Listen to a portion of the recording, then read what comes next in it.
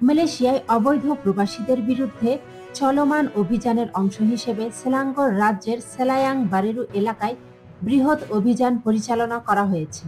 শনিবার রাত ৮টায় সেলাঙ্গর রাজ্য নিরাপত্তা পরিষদের সমন্বয়ে শুরু হওয়া এই অভিযানে নেতৃত্ব দেন মেন্তরি বেসার দাতুক সেরি আমিরুদ্দিন সারি। এতে অভিবাসন বিভাগ, রয়্যাল মালয়েশিয়া পুলিশ, শ্রম বিভাগ, মাদক বিরোধী সংস্থা ও স্থানীয় কর্তৃপক্ষ সহ বিভিন্ন সংস্থা অংশ নেয়।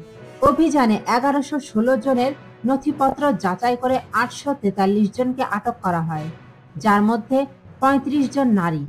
আটক ব্যক্তিদের মধ্যে মিয়ানমারের ৬৪৭, নেপালের ১০২, বাংলাদেশের ৭৯, ইন্দোনেশিয়ার ১৫ ও ভারতের ১০ জন রয়েছেন।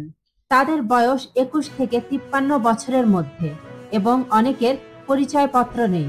কেউ কেউ পাসের শর্ত ভঙ্গ, অতিরিক্ত সময় অবস্থান ও ভুয়া কার্ড ব্যবহারের অভিযোগে ধরা পড়েন।